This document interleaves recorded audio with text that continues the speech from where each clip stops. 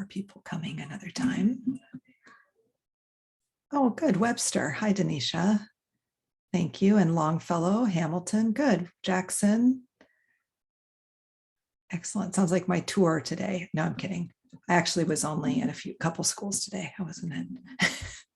Some days I feel like I drive around the whole city, many, many schools. Excellent. Okay.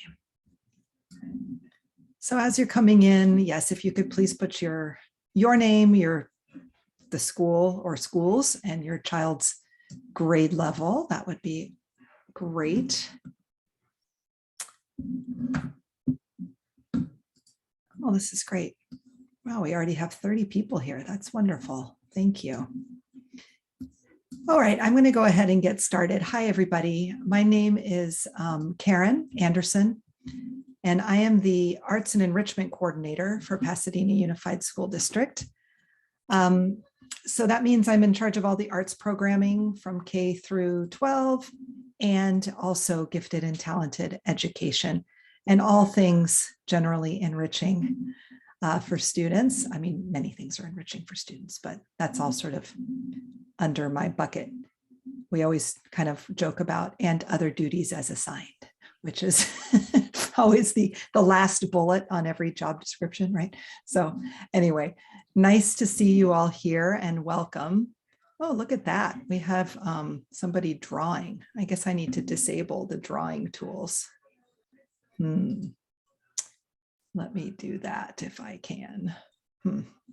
Possible I can't right now, but that's okay. So welcome.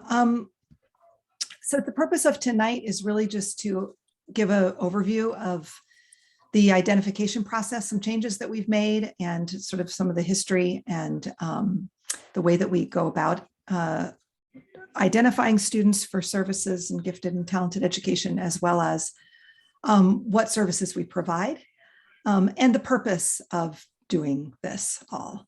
So just to get us going, oh, I love that people are already putting some things in the chat. I'd love for you to talk a little bit about some successes that your child has experienced since being back in school, and some changes that you've seen in your child since being back in school. And then some challenges that your child might express.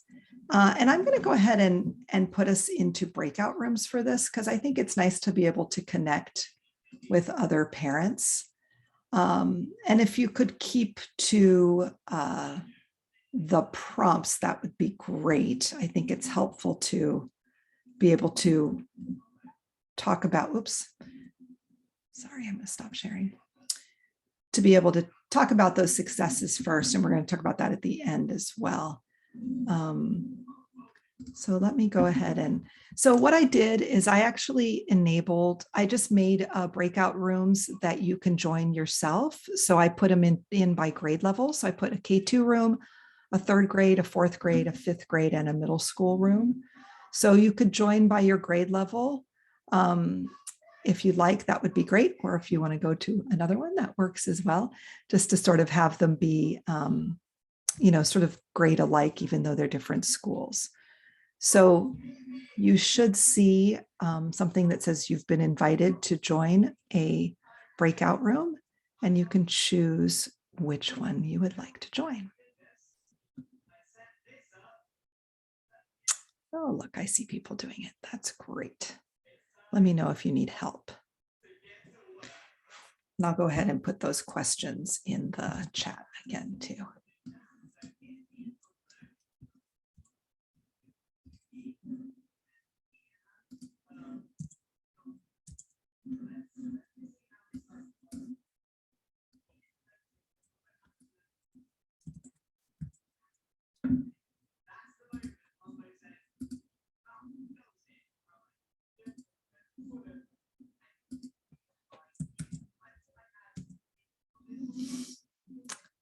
Okay, if you just came in, or if you just got here, we are going into breakout rooms. You can choose which one you'd like to join by grade level. And then we have a couple prompts for questions.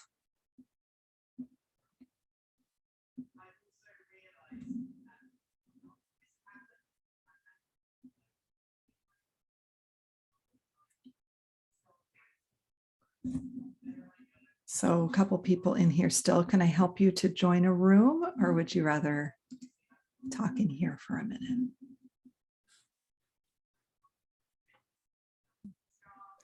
My computer actually died, so I just signed back in and everybody's gone. Not Oh, sure what's that's going okay. on.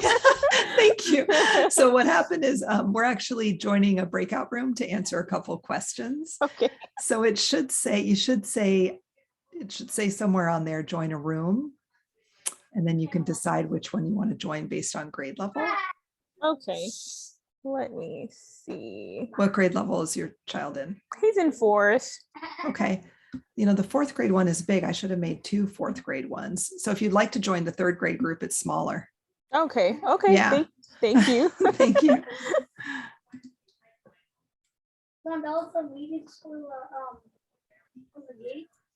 Hello, hello.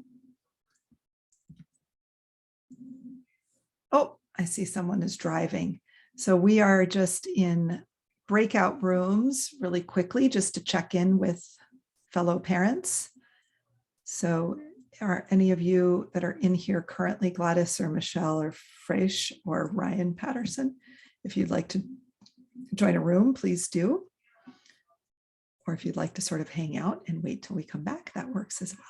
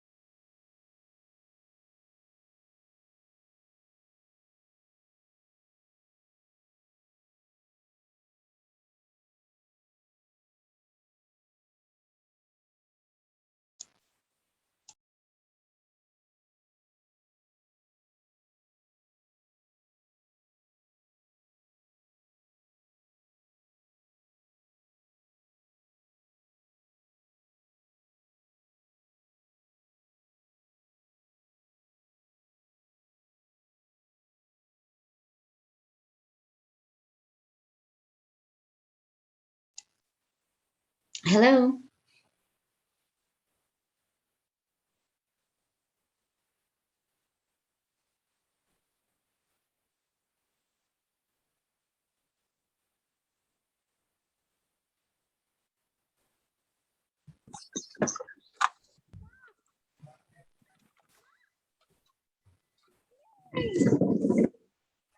Hello.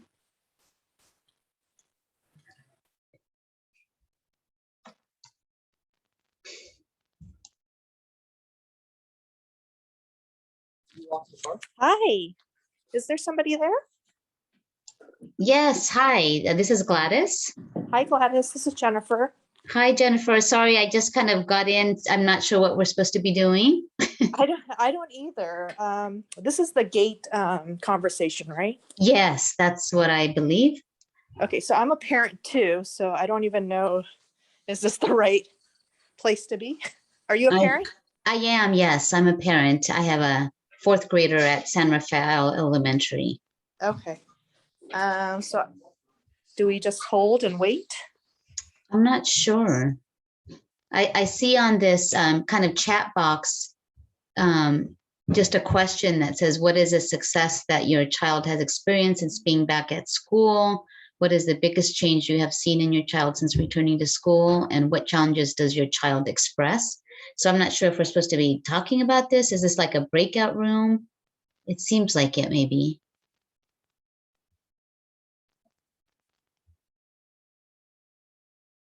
I'm not 100% sure. Okay, so that makes sense. So we're in a breakout room right now. Yeah, it seems like it. Okay. Where is your child at?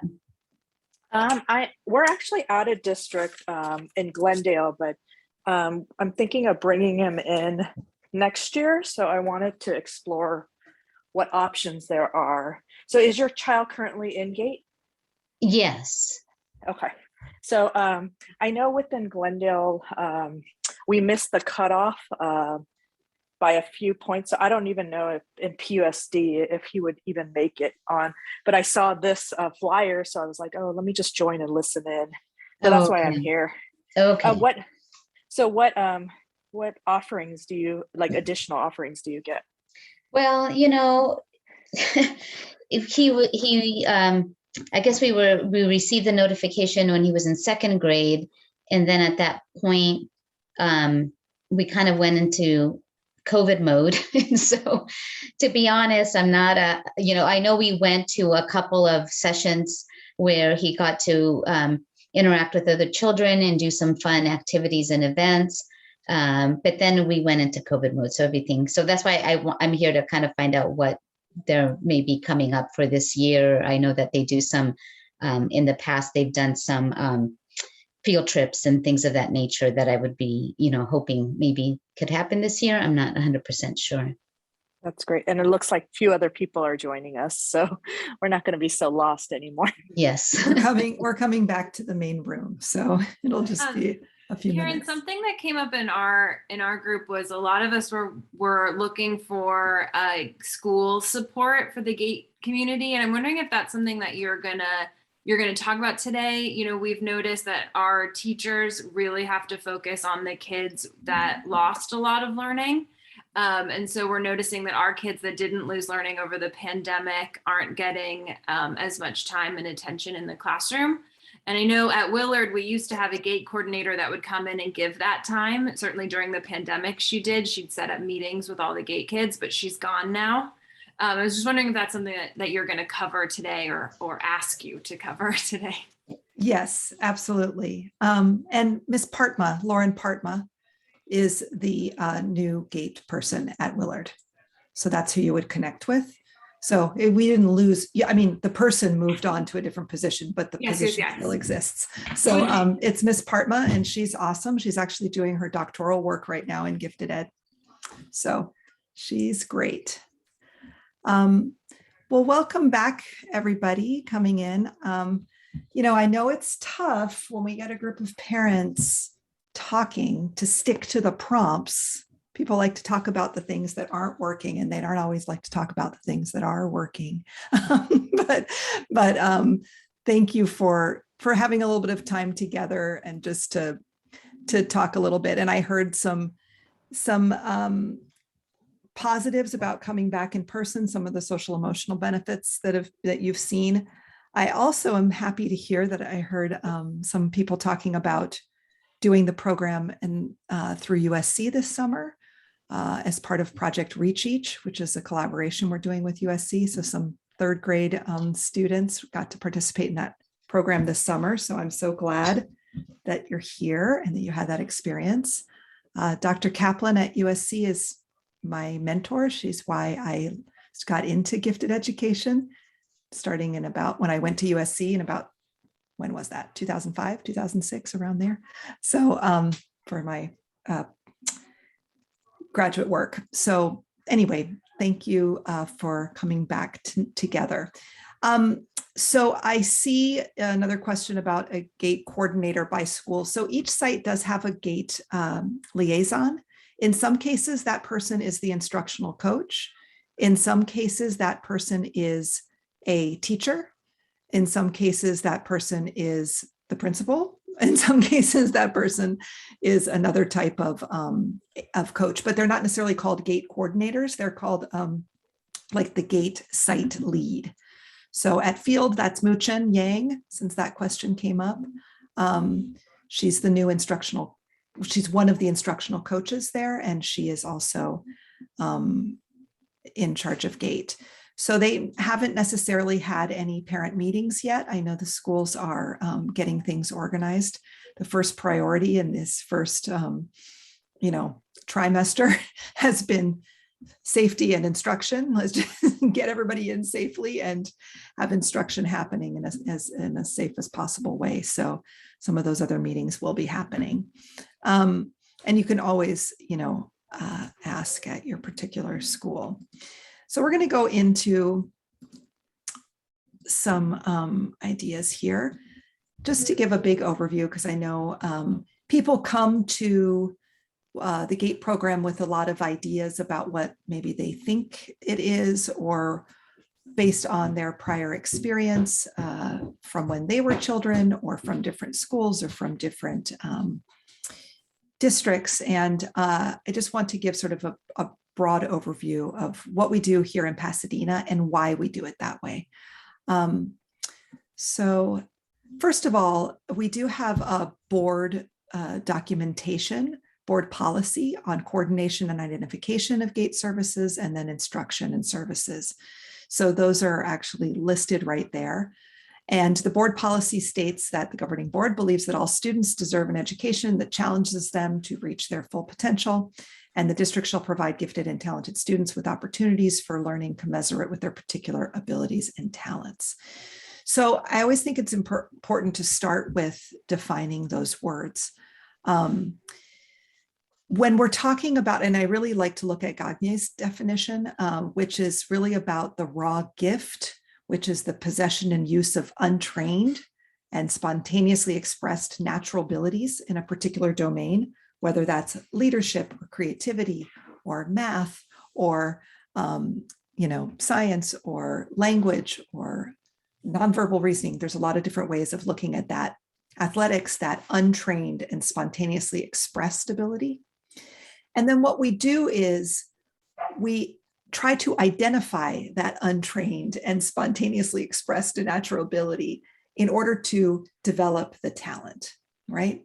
And the talent development is the piece of taking that untrained and spontaneously expressed natural ability and leading it towards that superior mastery of systemically developed abilities in a particular domain. So this is really easy to imagine, like in sports, right?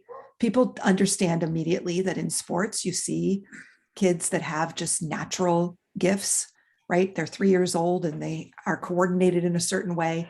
And everyone understands that that doesn't necessarily mean they're going to be on the NBA tomorrow, right? So that you have to develop that gift and build that talent over time. Okay, so a lot of times it just gets kind of lumped into like, it's GATE this, it's GATE that, but there's actually there's the identification of the raw gift and then the development of the talent. And there are many factors that affect both of these things. Okay, so the environment in which we grow up is a factor in terms of how quickly that or how that gift might be recognized. There are interpersonal factors within individual students and of how that might be recognized and how that might be developed. And then there's developmental factors. In some kids, we see it earlier, in some kids, we see it later, depending on the developmental stages. And the environmental factor is a really big part of this, right? So some of our students, if they didn't have a lot of, we talk about those like mind growing and pattern building toys in the house, and they weren't playing with those kinds of toys a lot, they might not recognize patterns as quickly on a standardized test, but that doesn't mean that the gift isn't there. So we've spent a lot of time really looking at the many and varied ways that we can recognize the gifts and not have just a very Eurocentric idea of what a gift looks like. And then obviously the developmental piece. So there's a lot of different components to it. Okay. So I'm going to move forward here. And the purpose of identifying these gifts for us is because gifted students have special needs in our classrooms, and their identification helps us to recognize their potential and differentiate instruction and services appropriately to meet their needs and develop those unique talents. Okay. So whether those be intellectual needs or creative needs or high achieving or specific academic needs, really strong in one area, and we need to develop that in a specific way, or really creative in an area, or I didn't even list on here necessarily the leadership domain as well. So that's why we do it. Okay, we don't do it because of, I always talk about the Dr. Seuss book, which is the star-bellied Sneetches, right? They have stars upon bars upon their bellies that makes them special. It's not about that.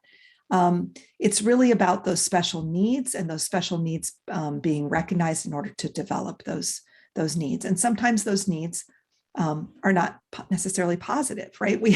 There's a lot of different types of needs that our kids have that we want to be able to work on. I want you to sit with that for a minute. Okay, whoops, oh my gosh, my finger, I cannot use my finger there we go. So this last year, we did not do a universal screener for gifted and talented education because we were in remote learning, and we didn't think it was appropriate to do it in a remote learning. So we did spend a lot of time in this last year with our GATE Equity Focus Group, which was a new group that we pulled together. And as a group, we did a lot of research, and we really looked at some of our systems. I've been in this position for about 4 years and have been dramatically changing a lot of our systems in gifted and talented education to be more equitable and to be more in line with best current research practices. So one thing that used to exist in our process, in our universal screening process, which is taking place this October for third graders, is there was a teacher checklist of characteristics that went along with the universal screener. And we've taken this part out. I'm not sure that it was always used as effectively as possible as it could have been used, and it was a big burden on the teachers. And if the teachers aren't really recognizing what the characteristics might look like in different demographics of children, then it's ineffective, right? So we've taken that out entirely, and we have expanded and revised the data analysis process and secondary review process to more equitably screen for potential across all subgroups of students.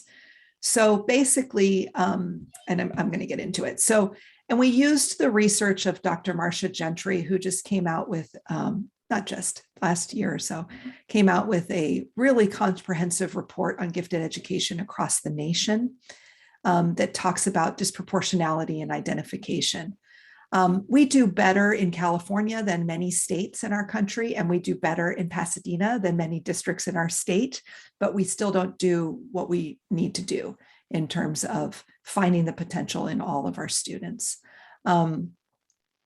So we really were focusing on digging into what are some of our systemic issues, and then also focusing on professional development, on recognition of potential through curricular strategies. So one test is never going to do what you want it to do. We universally screen because it is more equitable to universally screen than to have it be placed entirely on a teacher, right? Because teacher bias can come in various ways. So we universally screen, which is a best practice. Not all districts do that. And then we use that data in many and varied ways. So we're going to get into that. Sorry. All right. So the universal screener in the identification process is the COGAT-7, which is the cognitive abilities test. And the purpose of that, of giving that test, is to provide a standardized baseline of cognitive potential in verbal reasoning, quantitative reasoning, and nonverbal reasoning for all students. This is a completely visual test, meaning you do not have to read to take this test. It's proctor-led, so the students are hearing a voice talking to them or their teacher is reading it.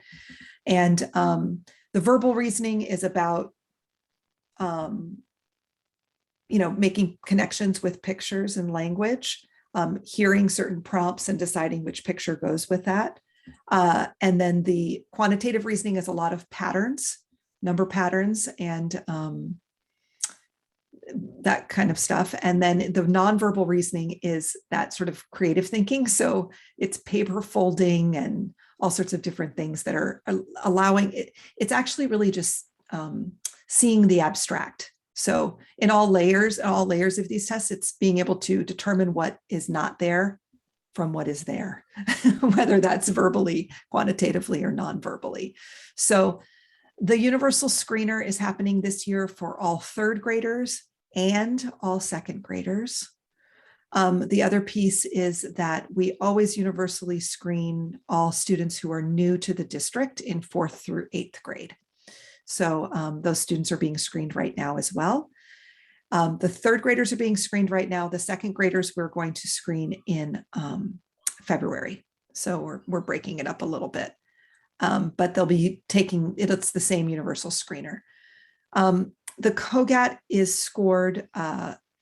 It's scored on a percentile ranking. So of all the students who have taken the test who are that exact same age, it's like a giant bell curve. You see the percentile ranking. So most of the students are in the 40th, 50th, 60th percentile, right? Because that's like the bell curve.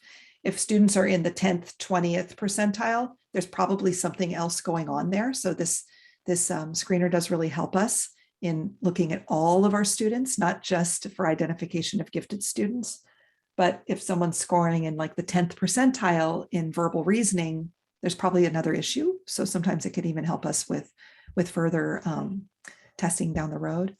And then when we're looking at gifted students, we're looking in that 70th, 80th, 90th percentile, right? That right side of the bell curve. So that's the initial identification, just cut and dry, is if they're above 90th percentile in 2 or more domains, or 95th percentile cumulative, it's an automatic identification for gifted intellectual. I just want to back up one sec and say, this is not a test that you can study for. Okay, this is a test of how you think, not what you know. If your children score in the 60th, 70th percentile, that's great. They're really bright. They're great students. They don't necessarily have special needs in the classroom based on their divergent thinking. Okay, so it's just helping us to know how students think in many and varied ways. Because sometimes I get that question, like, how do I prepare them? You don't. It doesn't. And we tend to see that the results are pretty similar, even if students take it more than once. Because again, it's how you think, not what you know. So then we really go into the data analysis piece, and we are going to analyze local norms as well as outlier scores. And then we tag students for what's known as the secondary review process. And this year, we've changed it a little bit where we're going to have 2 different pathways on the secondary review process. With some of the students, we'll be able to just use the teacher observation tool to then move forward.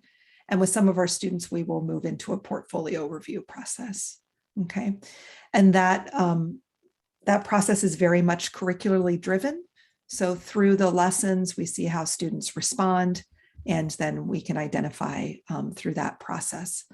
And what happens is the elements of the teacher observation tool and or the portfolio review are put together by the site gate team, and they make a recommendation for identification, and then they send it to the gate office, and it's reviewed by the specialist there. Mainly, that would be mainly me. So that's kind of the big process. So what I try to get away from is people saying they're taking the gate test.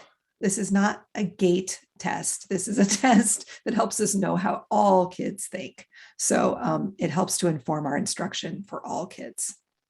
Oops, gosh, darn it. Okay. So after we take the COGAT, we get what are known as ability profiles for each student that provide a picture of the cognitive potential and characteristics of the student, which are really kind of awesome. So we'll be able to get that to you. If your child has already been screened and identified, and you want to know that information and you do not have it, I can get that to you, the profile information. And basically on the COGAT website, then you can read what that kind of means and what the instructional implications are and how that child thinks. So these profiles really help teachers to understand students better in order to inform instruction. I will say that this is a newer thing for us. So if you ask your child's teacher, what's my child's COGAT profile, they might not know what you're talking about because it is a little bit newer. And like I said, we're at the beginning of the identification process right now, but teachers will have that coming out of the process. But you can always contact me for that information. Okay, so that's the identification. And again, we're trying to identify to find those special needs and be able to develop those talents. And from that, we have various recommendations for services. So the most common services that you see, although you might not see it because it sometimes is not obvious, are what are known as cluster groupings in our classrooms. So our identified gifted students are clustered in elementary school and hopefully most likely placed with a GATE certified teacher or a teacher who's done some coursework in GATE certification and differentiation. So it is not a pull out program in elementary. That's not what the research shows is best for our youngest kids. It is a cluster grouping so that they have time with what are known as intellectual peers and time with what are known as age appropriate peers, according to the standards for gifted education, the national standards. So the cluster model is a research-based model that is in place for elementary school purposefully. And the differentiation is happening of the instruction in the classroom. Now, sometimes I get the question, does that mean that my child is always grouped with the gifted kids when they're moving into groups? No, there has to be that balance, right, of homogeneous groups and heterogeneous groups. So the groups are always based on need and need in different areas. So a child might be in a particular type of small grouping for math and a different type of a small grouping for reading, or a different type of a small grouping when they're engaging in a science experiment or in a project in social studies.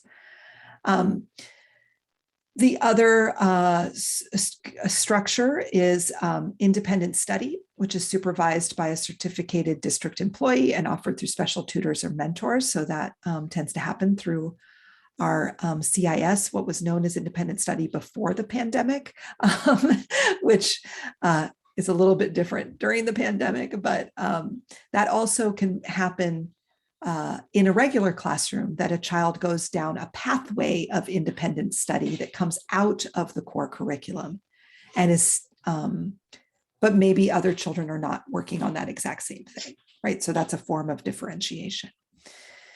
We also talk about acceleration as a structure in which students are sometimes placed in grade levels or classes that are more advanced in their chronological age group, or they're working outside of their regular classroom to facilitate advanced work. Again, that happens more in the secondary level, but there is some of that that happens at the elementary when we're accelerating instruction, especially in mathematics. So we can do that by pre-assessing. The iReady assessments really help us. I know sometimes our children complain about iReady assessments, but they do really help us in knowing what the kids already know in math in order to inform groupings and structures. So one example of radical acceleration in our district is, and that's actually a term in gifted education, radical acceleration. It's not like rad, but it's radical acceleration is extreme acceleration. The example of that is the Math Academy, where students are radically accelerated through math, so that they're actually doing calculus by 8th grade. But that is very extreme, and that is for very few students, very few highly gifted mathematics students. We have many ways to accelerate mathematics in secondary that are not that extreme. For example, our honors math program in secondary has students in middle school doing 3 years of math in 2 years. So then in 8th grade, they start high school math. And if then they're honors track in high school, then they can do 3 years of high school math in 2 years. So there's a possibility that you would be done with the normal high school math by basically 10th grade. And then you have opportunity for calculus and AP classes and stats and all of those. There's also opportunities where you could be done with those by 9th grade, depending on how you go through that process. So I just like to be clear that there are many options for acceleration that are not as extreme as Math Academy, that might be more appropriate for our developmentally for different children. We also have opportunities in high school to attend classes conducted by a college or community college. So, at John Muir High School, we have an early college magnet where students are simultaneously taking courses at PCC and at John Muir. Also, at all of our high schools, there are opportunities for community college courses, as well as AP courses, International Baccalaureate courses, and honors classes. So there's the acceleration in that way. There's plenty of time for it in secondary. In elementary, we really want to build the students to be empathetic scholars who can really learn how to learn and learn how to process through the school environment without pushing too far, but pushing to, but at a developmentally appropriate pace. IB programs, so Willard IB and also Blair IB. IB programs, sort of by definition, have many of the tenets of gifted education programs in terms of how they look at differentiation, looking at universal themes, looking at big ideas, looking at social justice issues of social justice and inquiry. They're designed with many of the tenets of gifted education programs. So that's something to think about as well, because sometimes people are like, what's the difference between IB and AP? It's a different worldview as opposed to just accelerating. And then we have supplemental educational opportunities that are different at every school site, as well as we have some opportunities that are available at the district level. And I want to talk a little bit about some of the key instructional strategies that are appropriate for all students and essential for GATE students, which is always the way I talk about it with teachers, so that we're really thinking about the instructional strategies for differentiation. So this is how we go about teaching the curriculum as opposed to like groupings, right? Because sometimes we think of differentiation as just like groups, and like different kids are doing different things in those groups, but there's actually ways in which you can teach the whole group that are appropriate for all and essential for gifted. So interest-based pathways of instruction or of study, not instruction, but more of study, are really important to our gifted students. They get really interested in something and they want to go really deep with it. So allowing opportunities for that is important. Voice and choice is extremely important. You probably see this as parents. You're going to be a lot more successful when you say, we can do this, this, or this, and the students get to choose, than when you say, we're going to do A. You're better off saying, would you like to do A, B, or C? And they say C. And if you say, we're going to do C, they'll say, I don't want to do C, right? So that's just a very common trait with these kinds of thinkers. Inquiry-based instruction, starting with questions and having the students develop questions is essential. Social justice and activism is a big part of these human beings and their place in this world. They want to figure out how their brain works, why people do things the way they do them. They want to figure out why people that have other perspectives from them think that way. They need to be exposed to multiple perspectives and be able to grapple with the ethical dilemmas from those multiple perspectives and be able to feel like they can make a change, like what they do can make a difference in this world. This is extremely important in developing in our youngest kids so that they feel like they have a voice. I heard some people talking about advocacy. Always, always, always help your students to do it for themselves. Help your children to do it for themselves. As early as possible, have the child write that email to the teacher. Have the child have the conversation with the teacher, not you. That's how you can help them to become advocates. And then the social emotional learning piece, helping, again, knowing what our brain is doing and why we're responding to others in a certain way. And then really that idea of depth and complexity in the learning. So getting into different types of questions that take us into really deep critical and creative thinking. And so that happens all the time in a differentiated classroom. And that's the part that's not easy to see, because as a fourth grade teacher, I taught third, fourth, fifth, and sixth grade when I was in the classroom. I can have a hugely varied group of students. And it's the questions that I ask different students as I walk around the room and we're working on something that can provide that differentiation piece. So that's not something that your child's going to come home and say, I did this, right? That was different than my peers. And it's even hard for them to say, I thought about it this way and my peers thought about it this way, because they're involved in themselves. So sometimes those pieces are very hard to see in the classroom.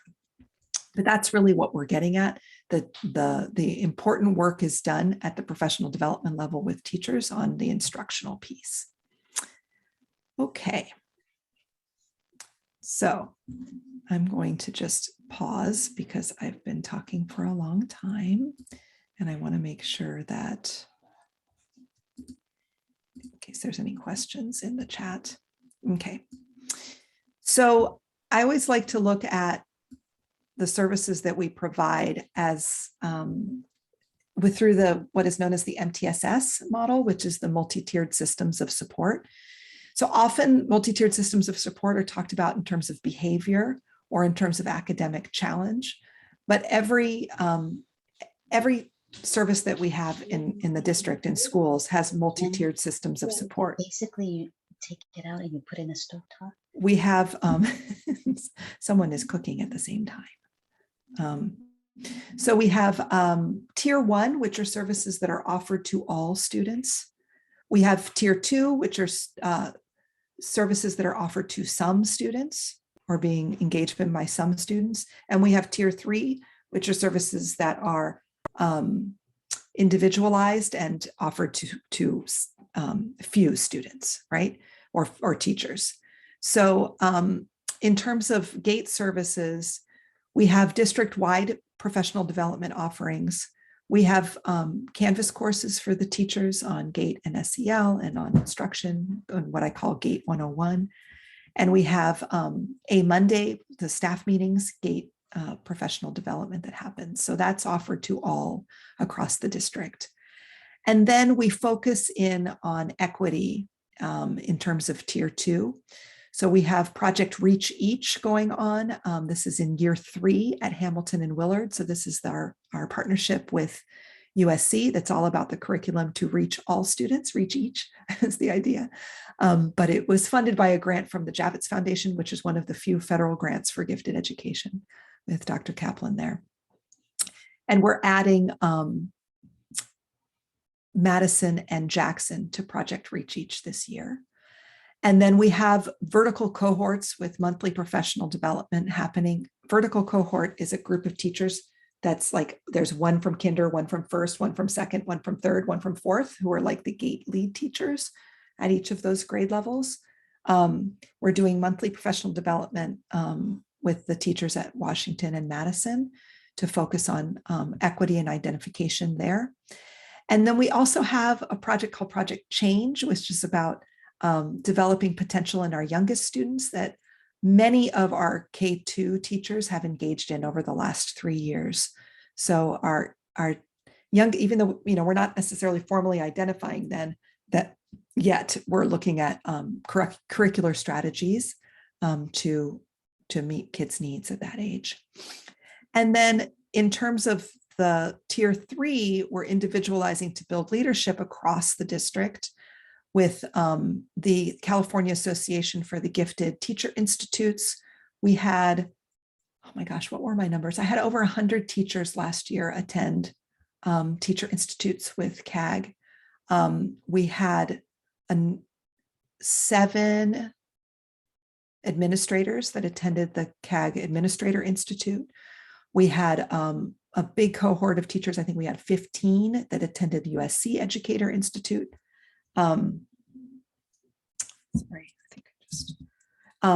And then we have the LA City Gate Symposium that teachers sometimes ask to be able to go to, or they go to.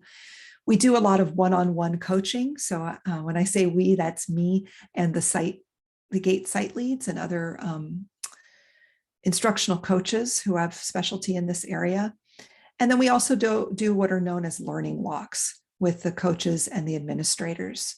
So that would be me and the coaches, a coach and administrator at a site walking classrooms and observing and thinking about instructional practice and what's working and what changes we might be able to make. So again, that's where the meaty work is done. That's the work that's harder for parents to see. So, but that is happening as well. So that's sort of the work that we've been doing over the last year as we were in distance learning. So in terms of events and enrichment, we do have Math Field Day, which last year we did virtually, which was super fun. I don't know if any of your kids were involved in that. So we have not totally figured out how Math Field Day will work this year, but we will have, it will exist. It might be some sort of a hybrid model with the online program that we used last year, but then still having a celebratory day together for the field day component of it. We usually have about 500 students participate in Math Field Day, which is pretty darn good. We do have, wow, I realize that totally has education speak on this next one. So we're doing our innovation clubs this year. The innovation clubs usually happen in 3rd, 4th, 5th grade for gifted students that take them down those interest-based pathways. We're going to be most likely supported by the Institute for Educational Advancement on providing those innovation clubs this year. At some schools, the teachers will do them. We do have a strong cohort of teachers that like to do innovation club, but this year has been, these last 2 years obviously have been particularly taxing for teachers. So I'm trying to find ways to not ask them to do more, but rather have them do what they do best during the school day. So I've moved some of the funding to bring in some of the coaches from the Institute for Educational Advancement for innovation clubs. And I was able to get additional funding for those as a way to re-engage our gifted students and interest-based pathways. So that's why it says ELO funding. That stands for the Expanded Learning Opportunities Grant, which was some of the COVID funding that we got. The Junior Docent Program is a program in 7th and 8th grade for 7th and 8th graders. I do want to warn you that last year and this year, it is extremely limited because we are only doing it at the Gamble House. Usually we do it at the Gamble House and the Pasadena Museum of History, but both of those places, as you probably can imagine, are very challenged to reopen during the pandemic and to actually invite 3rd and 4th graders in to their small spaces. So We were able to do virtual tours last year with our small group of junior docents. And when I say small, I mean 12. I mean, there were 2 from each middle school and that's it. So it was very tough. And this year we have 15 and that's it. So, but going forward, I should be able to get up to about 100 junior docents I'm looking at, because hopefully I'm going to add in, we usually have about 60, and I'm hopefully going to add in the Huntington as another junior docent opportunity. So this is where students are trained by the experts at the museum, and then they provide the tours for the My Masterpieces program, which is our comprehensive K through 6th grade arts program in our community. So we will have our little group of junior docents from the Gamble House this year. They will not break their streak. It's been like 35 years that they've had junior docents, so that's good. And then, of course, we provide GATE enrichment evenings. They usually will not be this informational. This is the first one where I knew there were questions about identification, so they're a little more informational. But we will have, and hopefully I can get back in the spring to having one of our enrichment evenings be for parents and students. The model has in the past been there's parent education happening at the same time the kids are enjoying a really great enrichment class. But obviously that's a little bit more challenging in this time.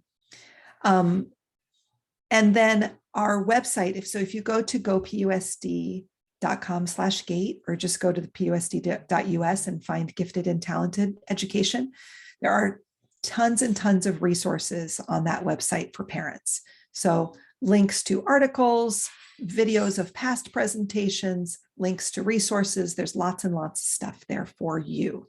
So that's also what we are providing. And the next time that we get together, it will be more about what you can do for your kids. This is the topic. I was asked to present for at the Institute for Educational Advancement for one of their parent meetings. And so I said, great, that sounds awesome. And can it be our PUSD GATE parent meeting as well? So we're going to live stream from the Institute for Educational Advancement. And the topic is encouraging balance to serve the varied needs of the gifted child and fostering intrinsic motivation. So that will be on November 16th. So I will send out that information to everyone. And yes, I will post this video and the presentation on the GATE website in the next week or so. So you'll be able to get a copy of it that way. So the 3rd grade summer program at USC, it really was, I think I did put it out to all 3rd grade. I'm pretty sure I did. I put it out to, because actually they were already identified. So they were going into 4th grade. So I put it out to all incoming 4th grade identified gifted students, parents, if that makes sense. I sent the email that way. So thank you for that question. Yes, the innovation clubs are going to happen this year. They're going to happen in the spring. So, and they will be after school innovation clubs for middle school. I think, Dawn, you're at middle school. We're still figuring out how we're going to do that. I think they're going to be virtual, and they're going to be different offerings. So kids from different schools could take the same innovation club, but it's a specific topic. So a little more, and then in elementary, they will definitely be in person at the site. So that will work that way. So are there other questions that I can answer? I know that was a lot of information. This has been informative. Thank you. Oh, you're welcome. Yes. Yes, for CIS. So Harmony Kano is actually going to conduct the universal screener, is going to give the COGAT for CIS, and she will be inviting you to actually come in to take it, and in a very safe way. It is really challenging to administer with that age of students online. So we will be doing it that way. So I always like to have, before we leave each other, to share with you this process that I think has been extremely productive for my own child, and also for students in general over time. You know, I have the benefit of teaching many students over the years, as well as teachers over the years, but also my own child, who is now 12 years old and a student at Blair. Anyway, but really thinking about at the end of a experience, what are 2 stars or things that were shining for you, and then a wish. And actually with children, especially if they're having a hard time and they're tending to lean towards only seeing the negative, I tend to just do the stars. What was a star from school today? And they have to think about it. What was a star during English time? Well, now we have periods because it's middle school, but what was a star during recess? What was a star during math? What was a star, you know, so that they can start to dig back into the day and give you some productive feedback, which is a little bit different than saying, what happened today, right? So I would love for you all to think about a couple stars and a wish. A wish is, oh, I wish that I had figured out more about, or I'm still wondering, blah, blah, blah. You know, that would be a wish. And you can feel free to unmute, or you can feel free to write it in the chat.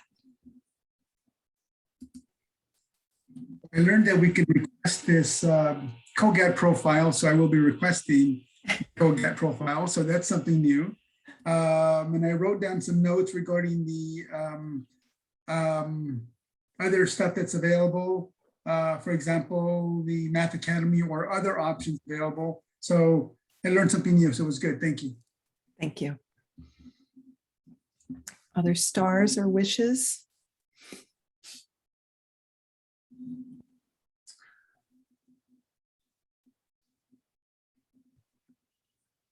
I know it's hard. It's hard to get us to do the things.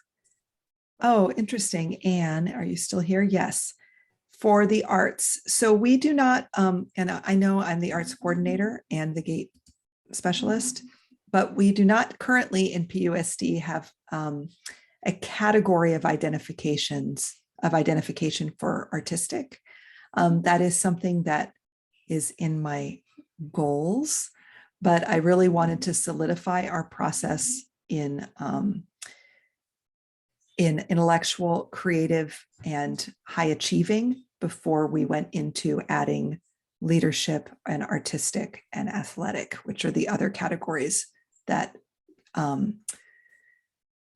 that can be used for identification. But if we, you know, we kind of have to make sure that we have a process for identifying and then service, you know, how are we serving those students?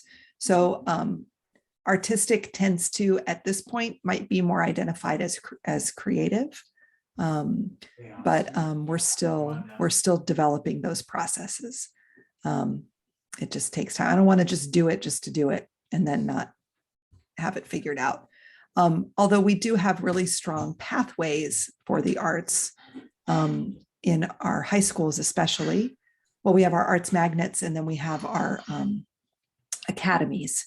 So if a student is particularly gifted in a particular art form, I would lead them towards one of our arts academies, especially for high school. I mean, CAMAD is incredible at PHS for visual arts and for graphic arts. And then at MIR, we have the TV studio for film and graphic design and all of that. I mean, it's pretty awesome. And performing arts, our strongest performing arts academy is probably at Marshall at this point, but we've really been developing the performing arts at the other high schools as well. Mm-hmm. So those, you know, that is the way that we go with that.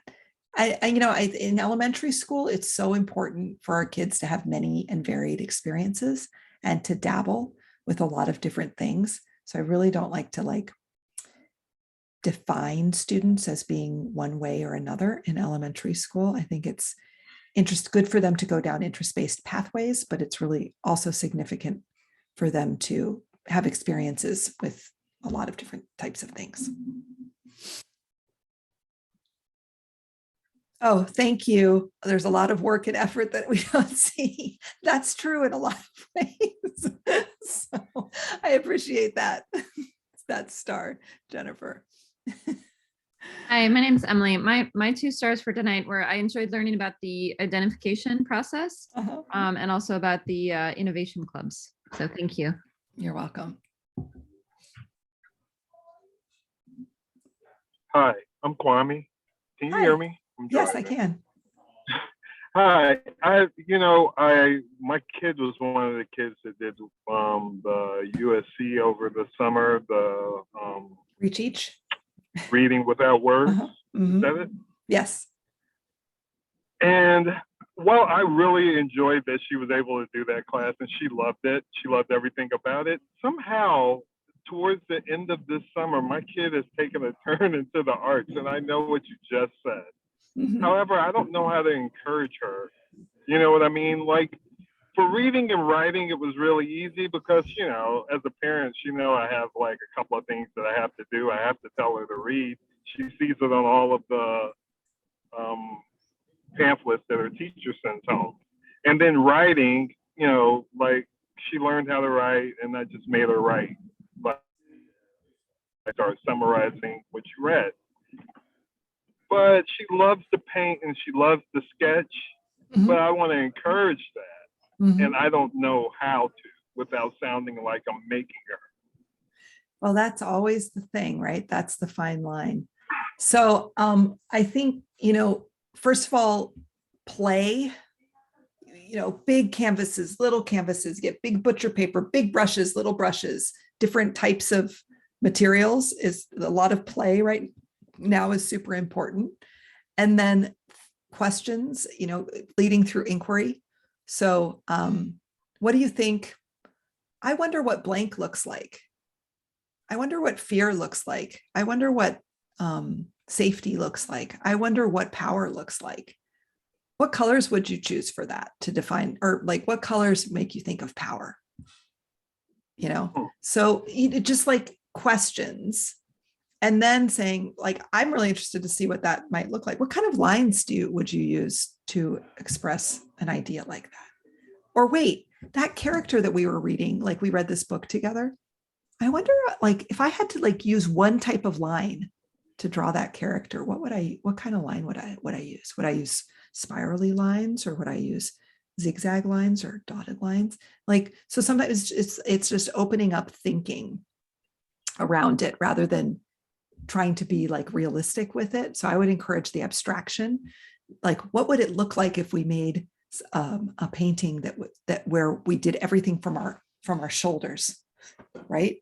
And then what would it look Right. like if we did it all from the elbow and all from the wrist or all from the fingers? How does that change? But, so just like playing around with stuff rather than trying to create specific things, I think is really important in young artists. So, and, there's always that thought of like what connecting it to what we're reading or what we're seeing, right? Out there. Right. Mhm. Okay. Yeah. Thanks a lot. I appreciate it. No problem. Okay. Any other? And I'm so glad that she did Project Reach Age. Was she with Miss Jessica? Okay, to be honest, that You don't class it was at 9 o'clock in the morning on Saturday. I think she was with Jessica. Right. There was one class day, and can we just count this as a start so I don't overtalk? But there was one class day in which they had to go into their closet and get dressed in several different outfits. And I think that was the best class that she had ever been a part of in any kind of event, That's so academic funny. or fun setting or whatever. She really enjoyed that class. Oh, that's great. Yeah, no, Jessica's And I think it awesome. was Jessica. Yeah. I think that was the name. Yeah, I've worked with her for years. So, she and I have co-taught and done all sorts of things together. So it's so fun that she's teaching our students right now, or was able to do that. And the best thing about it is that she kind of wanted the parents to be hands off Oh, from yeah. that standpoint. And Sure. so like my kid get up, open her Chromebook, start her Zoom meeting Mhm. and, did the work, as they go along, Sure. or have some work after, to prepare for the next class. And I thought that was really good and ingenious. And I saw parts of my child that I don't think that I've either never paid attention to or Mhm. didn't know they existed. So I really enjoyed that for her. That's great. That's wonderful to hear. Thank you. Ok, nada más iba a preguntar si alguien está aquí para la presentación en español o si todos están aquí para el inglés. ¿Alguien está esperando para la presentación en español? Sí, buenas tardes. Oh, buenas tardes. Muchísimas gracias. A ver, espérame un ratito. Okay. So, we are going to be finishing up in English, and I'm going to answer some questions in Spanish. So thank you so much for your time. I appreciate you being here, and let me know if you have any questions along the way. Okay. Buenas tardes. ¿Es Edith? Edith? Sí. Ok, muy bien. A ver, ¿hay alguien más aquí para la presentación en español? Sí, yo también, Berta Peralta. Berta, mucho gusto. Gracias por estar aquí. Entonces tenemos a Berta y a Edith. ¿Alguien más? Yo, Vanessa Reyes. Reyes. Vanessa. Excelente. Ok. Y, a ver, espérame, voy a quitar mi chaqueta. Hace calor ya en mi oficina. A ver, Berta, ¿en qué grado está su hijo y en cuál escuela? Mi hijo está en Don Benito y está en 4º grado. ¿Y ya está asignado en el programa para niños dotados? Todavía no lo sé, cómo fue la pandemia, la verdad no. Ayer tuve la conferencia con la maestra, pero se me olvidó preguntarlo. Solamente le hablé yo del Math Field Day, que va a ser pronto. Fue lo único que le pregunté, pero se me olvidó del programa de Gate, porque mi hija sí estuvo, Michelle Cortés sí estuvo. Ok, bueno, pues, ¿y cómo se llama su hijo? Daniel Cortés. Daniel Cortés, excelente. Y Edith, ¿en qué escuela está su hijo o hija? Don Benito. Oh, Edith, sí. Ok, sorry. Edith es Berta. Y luego, Michelle. Soy Ida. Oh, Edith, sí. Ya. Mi niño está en San Rafael.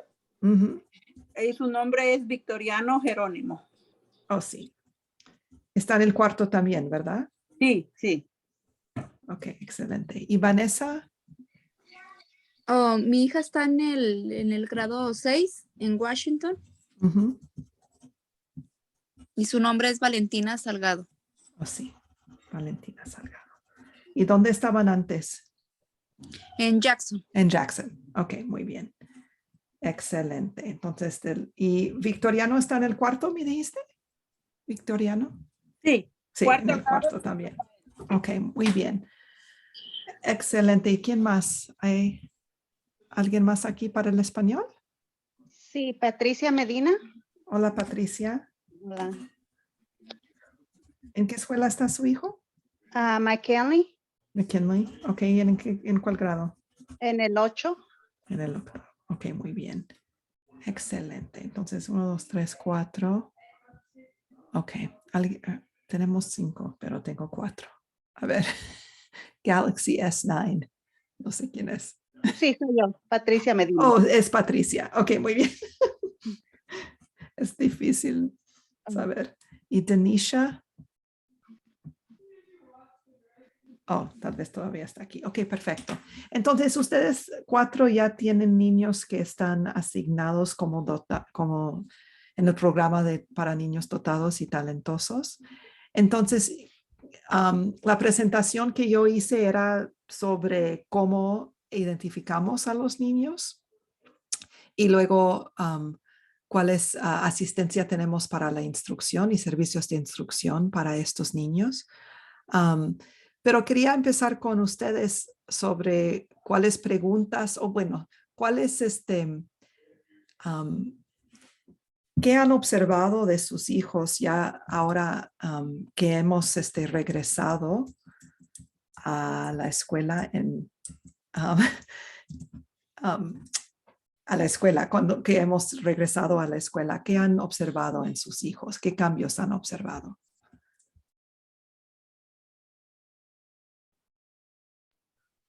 Yo he notado en la mía, Carly Jaime, he notado que tiene más ganas de ir a la escuela y sus grados han subido mucho porque sus grados bajaron y ella decía que ya no le gustaba tener clases en línea porque no era divertido y ella no tenía ganas de estar en clases, que mejor no estudiaba. Sí. Y tiene más ánimo. Ok, excelente. Y yo he notado de mi niño que le pone más interés en la lectura. Antes como que le teníamos que recordar, vas a leer, tienes que leer. Y ahorita él solo agarra el libro, ¿no? Se pone a leer. Porque han tenido conversaciones sobre el libro en la escuela, tal vez. ¿O? Sí. Llevan el 20 minutos diario de leer. Ya le gusta más estar leyendo. En el tiempo de pandemia era como de estarlo escuchando más. A ver, haz esto, hay que hacer este otro. Acuérdate que tú tienes que entregar tal tarea o cosas así. ¿Qué más han observado? De mi hijo Daniel, está muy contento de regresar en persona porque en la casa si tenía una pregunta, nadie se la podía contestar porque era difícil para la maestra. Ahorita él está feliz y dice que yo le pregunto, ¿qué es mejor, la escuela, en la casa o en la escuela? Y me dice, no, en la escuela. Entonces, a pesar de que traen máscara que pues no es tan cómoda, de todas maneras prefiere la escuela. Y contento, todos los días contento para ir a la escuela. Sí, para muchos niños dotados fue muy difícil estar en la casa. Algunos de ellos, pues, hicieron sus propios estudios y les encantó ir muy rápido y acabar todo muy rápido y luego hacer otras cosas. Les encantó estar solitos en la casa, pero para muchos de nuestros estudiantes fue muy difícil no tener esa interacción con otros amigos y con los maestros para tener esas conversaciones. Eso es lo que es esencial en la instrucción, son esas conversaciones individuales, especialmente para nuestros hijos, ¿verdad? Que están pensando en otras cosas, están pensando en conexiones que han hecho durante la lección y luego quieren hablar sobre esa conexión. Pero fue muy difícil hacer eso en línea. Ahora que están en persona, pueden hablar con la maestra, pues cuando están caminando hasta el recreo o durante el tiempo del trabajo, cuando todos están trabajando individualmente en sus escritorios. Pues, ay, maestra, estoy pensando en esto y la conexión y luego tienen esa oportunidad. Entonces, sí, muy importante. Y yo he notado que muchos de los niños, pues, no le importa que tienen la cubreboca, nomás que quieren estar ahí. Siempre cuando mi hijo dice, tengo que ir a la escuela, le dije, no, recuerda cómo te sentiste el año pasado. Si quieres ir a la escuela todos los días. Y luego dice, sí, es cierto, sí me gusta. Nada más que quieren decir, no quiero ir. Ya como ya está en el séptimo, es un poquito diferente. Y luego, ¿cuáles son unos de los desafíos que expresa su hijo? ¿Qué expresan que es difícil ya que han regresado? Una pregunta, tal vez no va enfocada a lo que está preguntando ahorita usted, pero es normal cuando la última vez hace como 2 semanas, la maestra me dice que el niño me dice, pone atención, pero le gusta participar mucho, no me deja participar a los otros niños. Él quiere hablar y decir y da la opinión y dice, y le digo, ok, tienes que dejar participar a los otros niños. Eso es normal. completamente normal. Ok, Sí. sí, porque ya estaba yo como que, ok, voy a hablar con él. Y, hijo, deja que los otros niños hablen, que solo escucha si ya dijiste lo que tú tenías, pero eso, porque el comentario que usted dijo es exactamente eso, ¿no? La maestra está explicando y como que él ya está pensando en lo que va a venir o lo que van a hacer, yo no sé. Sí, es muy normal para este tipo de mente, tipo de pensamiento, es que hacen esas conexiones bien rápidamente y para algunos niños quieren compartir lo que han pensado inmediatamente, especialmente cuando están más pequeños, cuando están en el tercer, cuarto grado, pero para otros están pensando en su propia mente y guardando esas ideas y la maestra tiene que preguntar y sacar esas ideas del niño. Por eso los maestros que tienen mucha experiencia con los niños dotados, ellos sí entienden. Hay unos que tenemos que preguntar y sacar las ideas y otros que tenemos que mostrarles cómo observar y escuchar a los demás también, porque eso es muy difícil. Si su hijo siempre quiere hablar y siempre quiere compartir sus ideas, va a ser difícil para él aprender a escuchar y a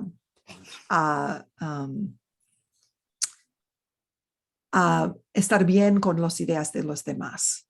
Y luego de vez en cuando eso se puede hacerle que tienen dificultades con otros niños.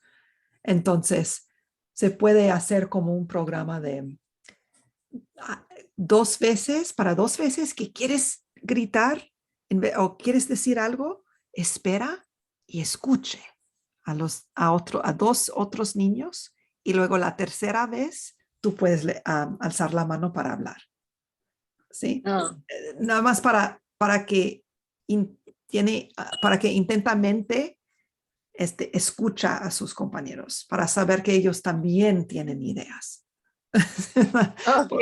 para desarrollar esa destreza de escuchar. Sí, pero sí es normal y tenemos que desarrollarlo en diferentes maneras. Sí. Ok.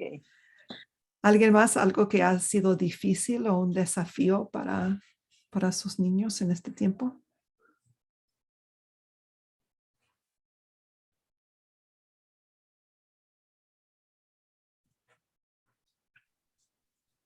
Bueno, para mi hija, bueno, ella apenas nos mandaron la carta que fue aceptada en Gate. Y es lo que es, bueno, no sabíamos acerca de este programa, pero se nos hizo extraño pues que a lo que yo sé, creo que es el examen que se lo hacen en segundo grado, ¿no? Sí. Y se me hizo raro porque como hasta que estaba en quinto, pero ahorita con el cambio de que apenas entró a la middle school, pero para ella ha sido muy beneficioso porque le gusta, como que se pone como metas y como que le gusta mucho pues la escuela, el cambio, pues el cambio de no nomás tener un maestro, sino tener varios, como que eso la anima a ella para echarle más ganas, pues. Sí, sí. Ay. Ese es mi perro jugando con algo. Sí, y ella está en Washington, ¿verdad? Entonces, Sí. ¿tiene oportunidad de estar con mis Farinas? Sí, está en Avid. En Avid, con ella, sí. Es un muy buen programa. Ella buenísima para los niños dotados. Entonces, me encanta que Valentina está con ella. Sí, pero nada, lo que nos mandaron la carta es ¿por qué se tarda como los van identificando con el tiempo? Bueno, de vez en cuando lo que pasa es que un maestro nota algo y dice, ¿por qué este niño no está identificado? Y luego me hacen esa pregunta y luego yo veo desde el segundo grado y lo que pasó ahí y veo las calificaciones y todo y hacemos una revisa de todo su trabajo y sus calificaciones y los resultados de diferentes exámenes y luego hacemos la identificación. Entonces, es posible que lo que pasó, que es en segundo grado, no, o tercer grado o cuarto grado, los maestros no lo notaron de la misma manera que lo notaron en quinto grado. Entonces, notaron la potencial de la niña y luego la identificamos. Ok. Gracias. Sí.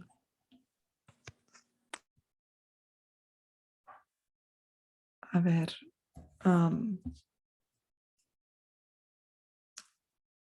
Patricia, Patricia es la niña, ¿verdad? En McKinley Galaxy. Sí. ¿Cuáles qué desafíos ves para ella o qué ha sido difícil para ella?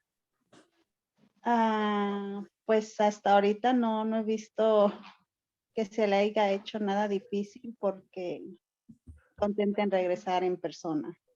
Y ahorita estaba en la Math Academy y en la pandemia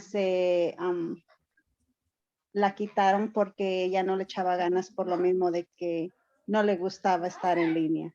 Y ahorita está echándole más ganas y no, creo que todo está saliendo muy bien. Muy no ha sido bien. difícil para ella. Entonces, ¿ella está en Math Academy ahora o no? No, en la pandemia se salió. Oh, ok. Oh. Se le hizo muy difícil en línea. En persona se le hacía un poquito difícil porque como es muy acelerado todo. Sí. Entonces, en summer ya no le echó ganas en línea. Entonces, cuando regresaron en línea otra vez, hablé con Mr. Anderson y Miss Chan y decidimos que quitarla del programa. Okay. Era muy difícil para ella estar ahí. Sí. Pero ahora, ¿cómo va su clase de matemáticas? Va bien, va a su clase bien y todo, pero creo que no está lista para volver a estar en el programa. Sí, ya cuando al fin del octavo podemos ver, se va a tomar un examen a ver dónde está en las matemáticas y luego cuando entra a la secundaria high school, podemos verificar que ella empieza en el clase apropiado para high school, porque ya está acelerada en las matemáticas por estar en Math Academy, nada más que, a ver cómo se dice en español, es un programa de aceleración pero muy rápido, demasiado rápido. Entonces, es muy posible que ya cuando empieza high school va a estar acelerado, va a tener que estar en clase con niños del 10th grade o del 11th en vez de niños del 9th grade. ¿Me entiende? Sí, porque ahorita lo que está viendo en matemáticas dice, eso yo lo miré en el 6. Sí. Y le digo, o sea, sí, la matemática como que sí, a veces sí está muy fácil. Le he preguntado si quiere regresar a la academia y no la veo. Sí, entonces hay algo en el medio, que no es Math Academy, pero no es del nivel del grado. Entonces ya, ojalá que le pueden dar trabajo apropiado este año. Se puede hablar con el maestro de matemáticas y a ver si que le están dando trabajo apropiada para ella.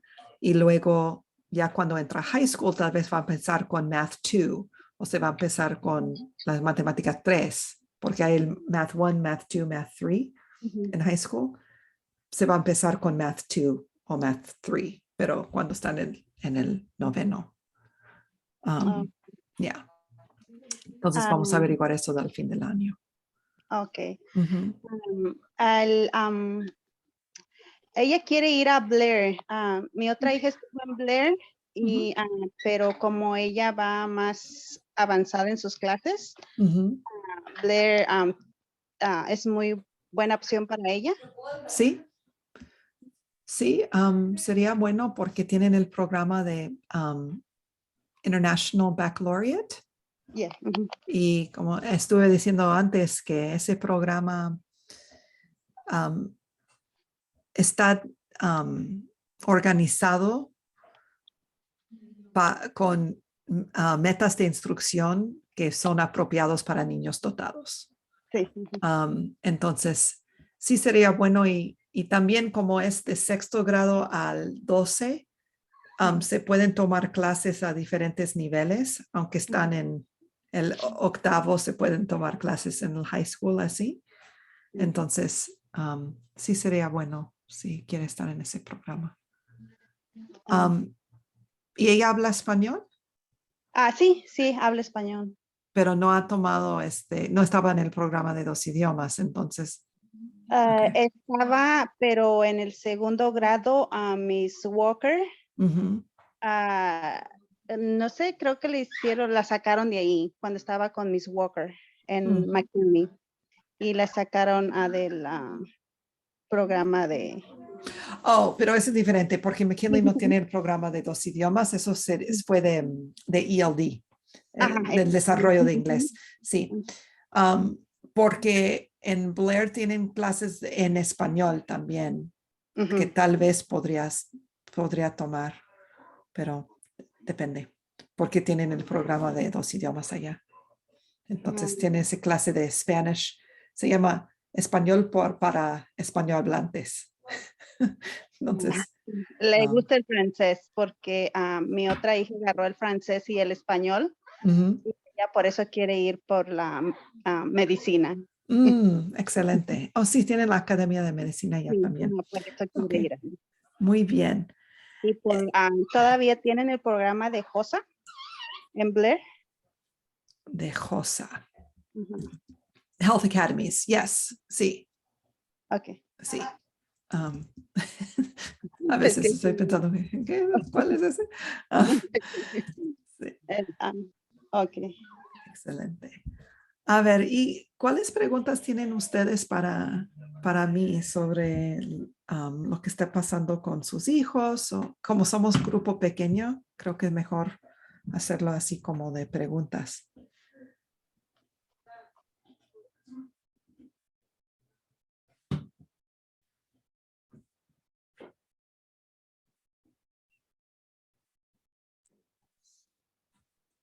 Sí, buenas tardes. Sí. Soy el papá de Victoriano, que él va a la escuela San Rafael. Está en 4º grado y mi pregunta es para usted. Yo a él lo veo que sí, él es muy inteligente. Platico con su mamá de un principio que mandaron la primera carta. Yo lo venía notando desde pequeño y lo voy mirando y observándolo y que va hacía muchas cosas. Le digo, este niño es muy inteligente. Mi pregunta es, ya que lo identificaron como un niño así, superdotado, ¿hay algún programa en donde ustedes puedan como explotar esa imaginación, esa inteligencia, no para también uno ayudarlo como padre o algunos programas que ofrezcan ustedes? Y para no esperarse como, lo llevan mirando en la escuela, ¿verdad? Y va y observándolo, no nada más observándolo, sino cómo explotar eso, lo que él tiene en su mente, por decirlo así, su inteligencia. Sí. Si existe un programa que usted ofrezca donde, mire, vamos a un día a la semana o una hora, mirar, hacer esas actividades, ¿verdad? Es lo que yo quisiera, porque es lo que yo venía pensando, por eso le dije a mi esposa, ¿sabes qué? Conéctate con la maestra. Sí. Okay. ¿Quién es la maestra en el cuarto ahí en San Rafael? Su maestra se llama... es que es nueva. Es nueva, por eso es nueva y a veces es otra pregunta, ¿verdad?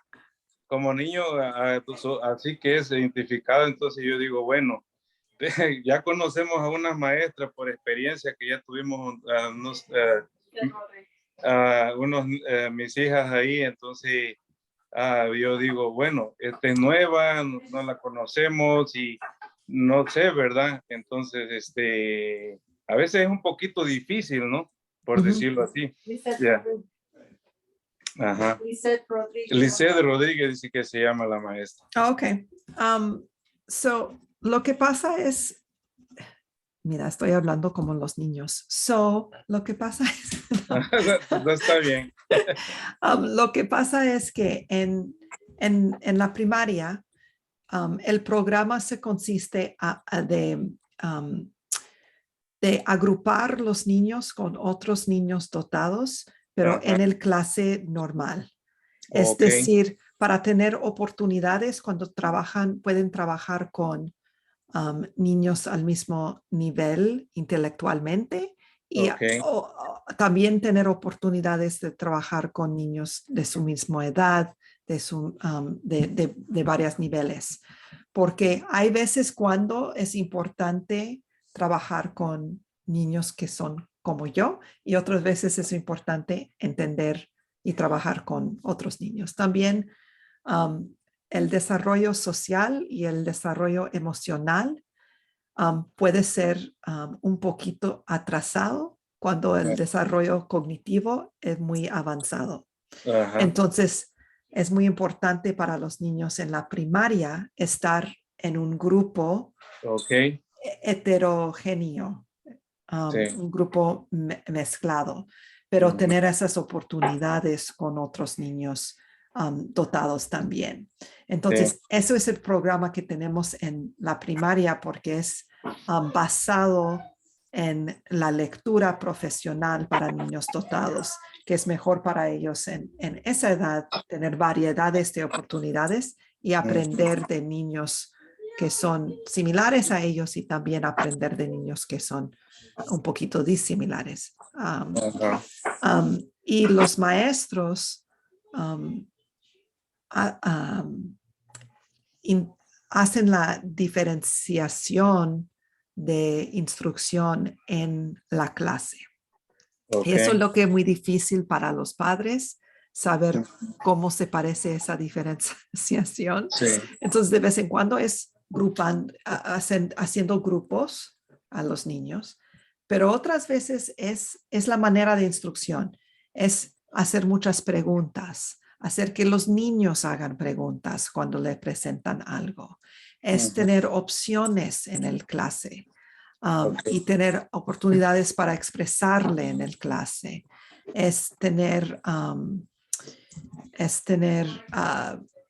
poder pensar en sus propios intereses y hacer investigación en algo que me interesa. Eso es importante para estos niños. Es pensar en la justicia y lo que podemos hacer para cambiar el mundo. Es muy importante para este tipo de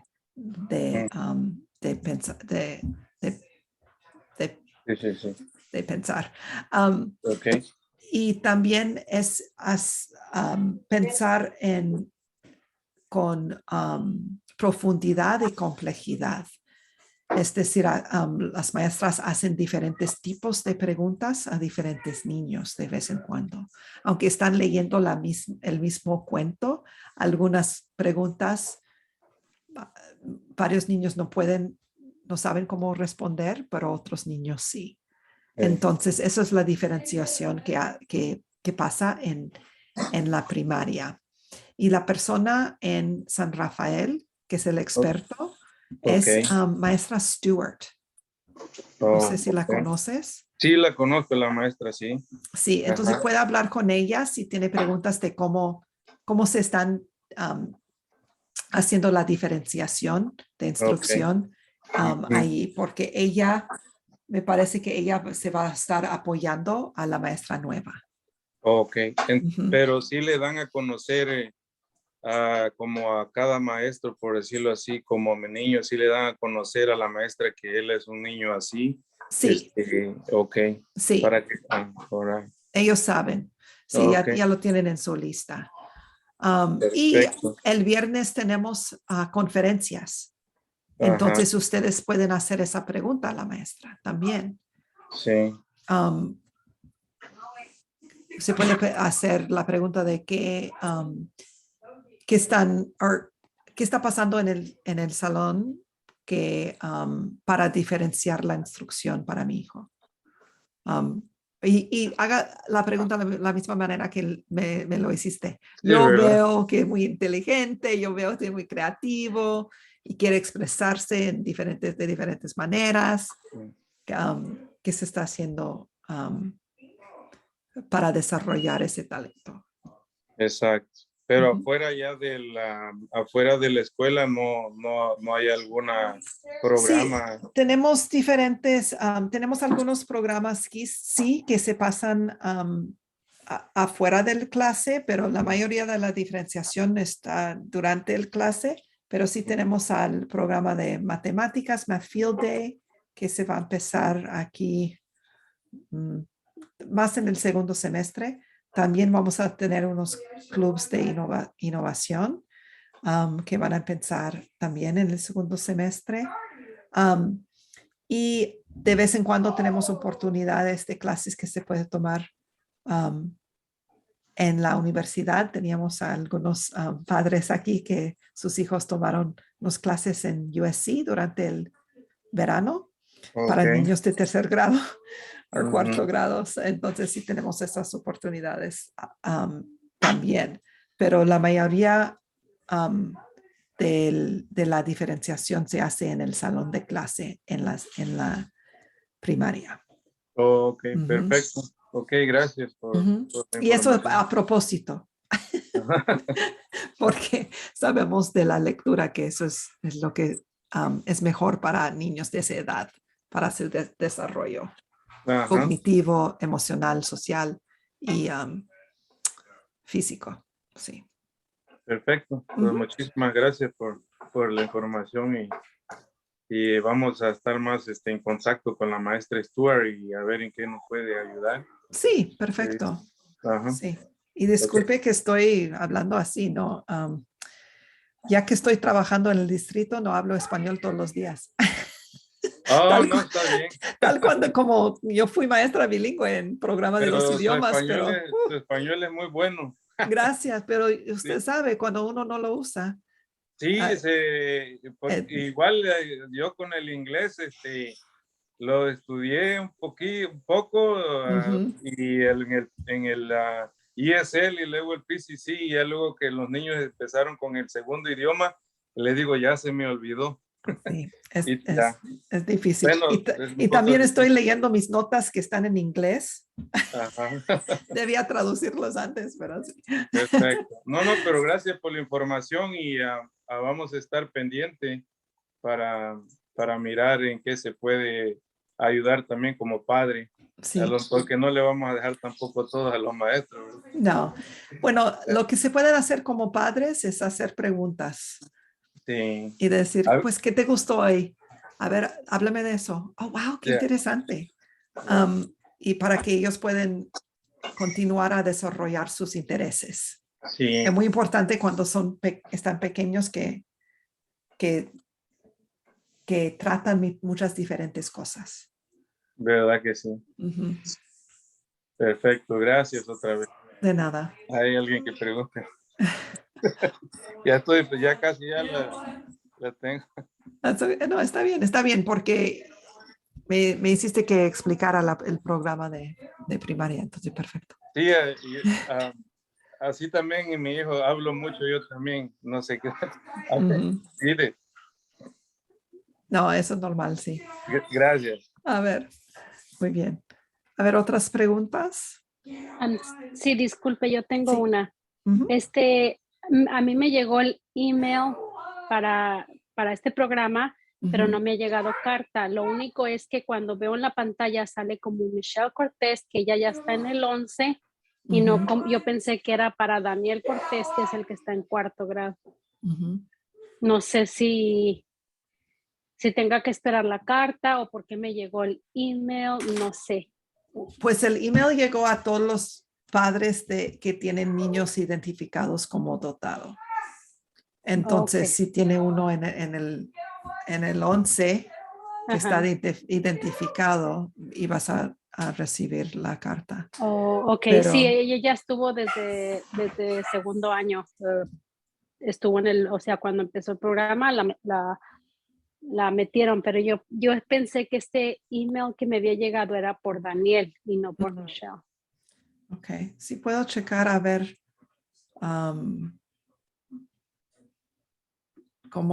qué pasó no sé si le hicieron una revisión secundaria o algo a Daniel. ¿O qué te parece con Daniel? ¿Es diferente que su hija? Ayer que tuve la conferencia con la maestra, me dijo que el niño era el más arriba de matemáticas. Entonces, no, en segundo, más o menos porque pues se acabó en marzo, o sea, no se acabó, pero empezó la pandemia, entonces ya salimos medio. En tercero estaba al nivel, pero ahorita en cuarto empezó muy bien y la maestra ayer me dijo que era el que iba más avanzado, pero el email llegó como 2 semanas antes más o menos o sea, yo lo chequé y dije, ok, me interesa saber porque mi hija estuvo y quiero saber si mi hijo también está. Pero como le digo en la pantalla, si yo me muevo, me parece como Michelle Cortés. No sé si sea por ella o por el niño que está. Eso sí es lo que no. O sea, no sé a quién preguntarle si el que está es Daniel o ella sigue estando. Sí. ¿Y Cortés con Z o con S? Con Z. Ok. A ver.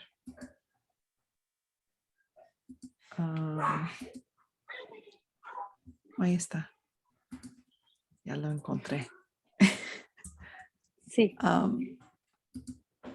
Pues no está identificado ahora.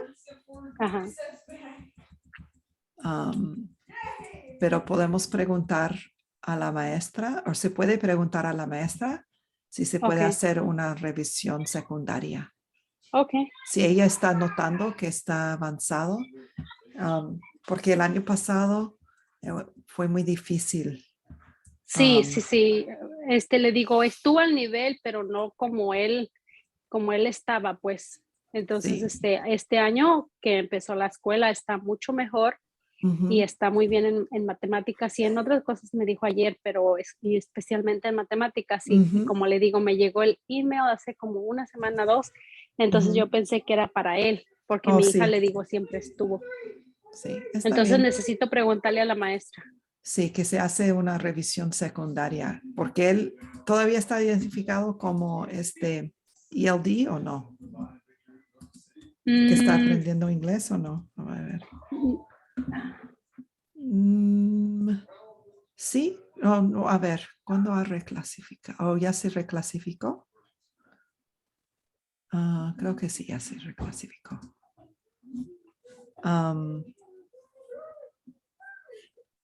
Sí, se reclasificó ya cuando era pequeñito. Sí, a mí me parece que sí, se podría hacer una revisión secundaria ya cuando veo su información. Ok. Tenía que encontrarlo. Entonces, debo de preguntarle yo a la maestra si su opinión es que sí pueda entrar a ese programa o no. Sí, nada más que ella va a tener que hacer el proceso de revisión secundaria. Y luego la escuela se va a juntar información sobre el niño y hacer una recomendación para identificarlo. Pero hay un proceso. Y la escuela puede hacerlo. Entonces le puede decir que viniste a esta junta y que yo dije que sería buena idea hacer una revisión secundaria. ¿Quién es el maestro? La maestra es Miss Seeger. Oh, sí, ella sabe cómo. Sí. Ella sabe cómo. Sí, mi hija estuvo con ella también en cuarto grado. Ok, muy bien. Ujú. Ok. Muchas gracias. De nada, de nada. Gracias por venir. Gracias. A ver, ¿otras preguntas? Yo sí tengo una. Ujú. Bueno, como le dije, mi hija es nueva en el programa y no sé, bueno, ya explicó un poco de cómo Ujú. es primaria, pero no sé en sí, pues, cómo es el programa. ¿En secundaria? Ujú, sí, Sí, bueno, lo que pasa es que pues ahora ella está con Miss Ella, con Miss Farinas, sí, porque está ah, designado como dotado. sí, está en clases. So, eso es parte del programa, es que tenemos diferentes oportunidades de diferentes clases para ellos y también los clases de Honors o de AP o de International Baccalaureate en Blair son clases que en realidad son buenos para los niños avanzados y los niños dotados, que las maneras de instrucción en esas clases y de aceleración en esas clases son más apropiados para este tipo de niño. Ok. Entonces, es un poquito más, bueno, fácil, no, pero es más obvio en la secundaria que en la primaria, porque tenemos diferentes niveles de clases. Sí, Ujú. Y especialmente en Washington, como tienen a Miss Farinas, ella conoce a todos los niños que están identificados como dotados y son como sus propios niños que ayuda en el proceso de integrar a la escuela y con todos los desafíos sociales y emocionales y todo lo que pasa en middle school, que es muy difícil. sí, apenas tuve la conferencia con ella y se me hizo muy, pues explica muy bien, muy agradable. Sí, muy agradable, muy, muy inteligente ella también. Sí, Ok, bueno, pues gracias. entonces hay muchas opciones. Ya después de Washington va a tener muchas opciones también. Y sería buena idea ir a todos los high schools para hacer un tour y ver lo que le gusta, porque hay Pues muchas diferentes opciones. sí, sí, es lo que no Ujú. sé. Bueno, vivimos cerca de la John Muir, Ujú. pero sí, en sí, pues todavía no sé bien, como nunca he visitado una high school. Sí, se puede hacerlo ya cuando está en el octavo, al principio del octavo, al finales del séptimo, empezar a pensar en, bueno, cuáles son mis intereses, porque hay varias academias en los high schools y también diferentes programas. Entonces, si le gusta el cine, mejor ir a John Muir. Si le gusta la música, pues los programas de música son diferentes en diferentes escuelas un poquito. Sí, Entonces se puede ver.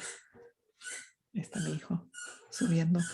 Um, entonces es importante visitar, que la niña se visita a las diferentes escuelas para ver cuál sería mejor para ella con oh, sus intereses. Muchas veces los padres me preguntan, oh, pues, ¿cuál high school debe ir mi hijo? Y dije, pues todos son buenos, todos tienen diferentes, depende de sus dependen sus intereses. sí, Y pues cómo se siente, ¿verdad? Algunos niños les encanta tener una escuela, un high school grandote y otros no, se sienten mejor con uno más pequeño. Es diferente para para diferentes niños. sí. Ujú. No, no hay una respuesta. Muchas veces los padres quieren que me dan una respuesta para, pues, ¿a cuál escuela debe ir? Pues no sé, depende del niño en sus intereses. Sí, Sí, las personalidades. sí, Gracias. exactamente. Ok, bueno, pues, ¿otras preguntas?